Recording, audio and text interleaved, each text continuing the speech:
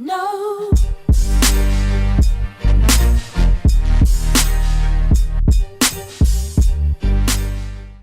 Okay, welcome everyone to this new series, Financial Friday. This week, we'll be looking at some of the things that you can do to give your savings account a little boost in 2019. So, if you are earning a salary greater than 2,000 post CPF contribution credited to your bank account, this might be something that is useful to you. So with the premise out of the way, let's dive right into this week's topic on how to optimize your savings account in 2019. First, we have to accept the fact that the 0.05% your default savings account is giving you is pretty appalling. That's like $5 for every 10,000 that you leave with your bank. So what can we do about it?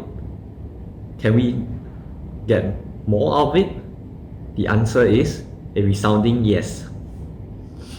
I've gotten a breakdown from CheatSheet on what you can be expecting, and as you may have noticed, we will be having an average of 1.85%, which is about $185 for every 10,000. Pretty awesome improvement, right? So I will be explaining in detail how you can achieve more than just 1.85% shortly using the DBS Multiplier calculator. Alright, we are now looking at the DBS Multiplier webpage. Feel free to explore the contents on your own.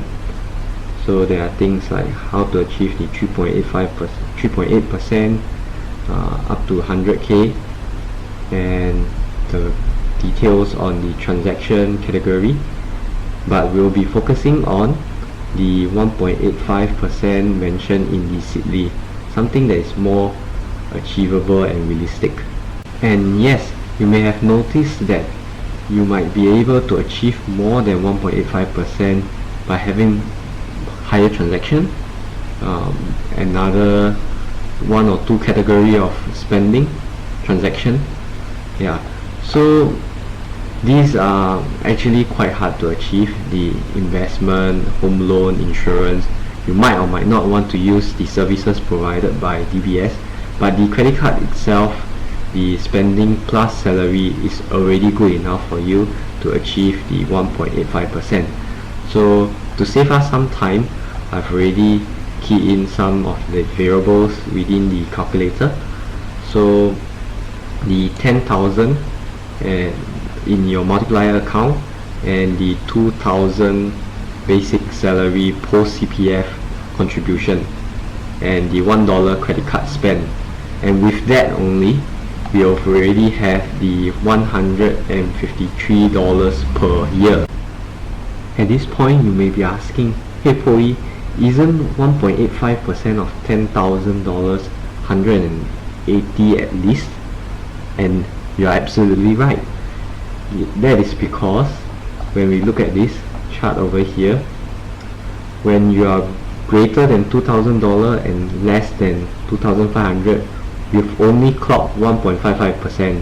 So that's roughly $150 for the $10,000 in your multiplier account.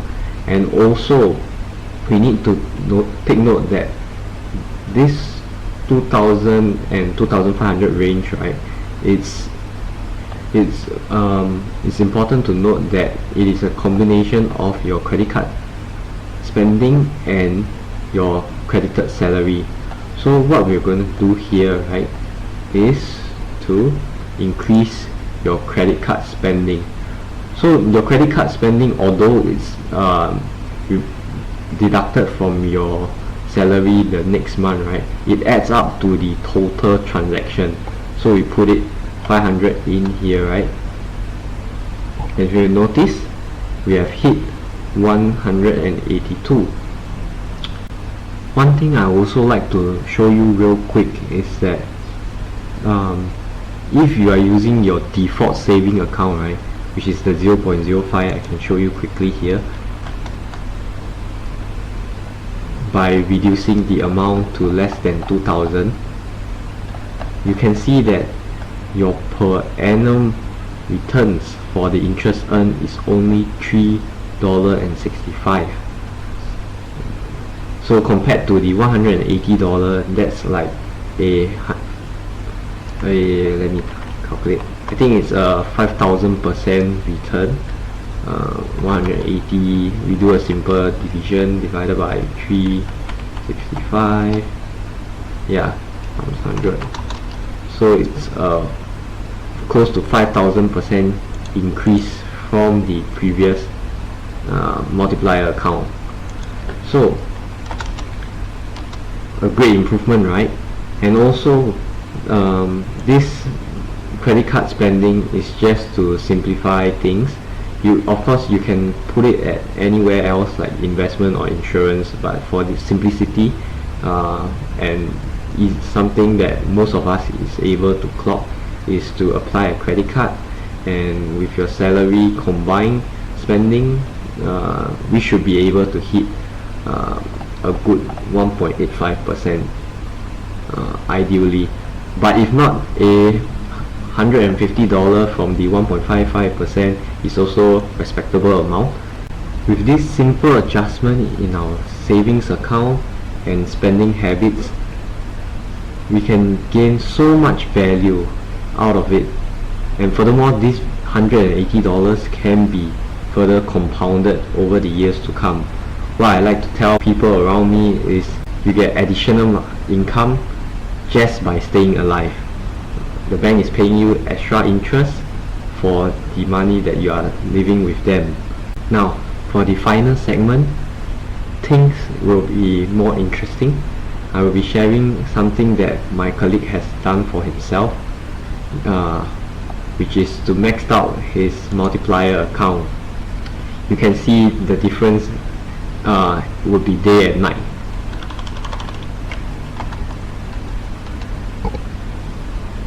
Look at that. With 50,000 in your multiplier account, everything stays the same, status quo.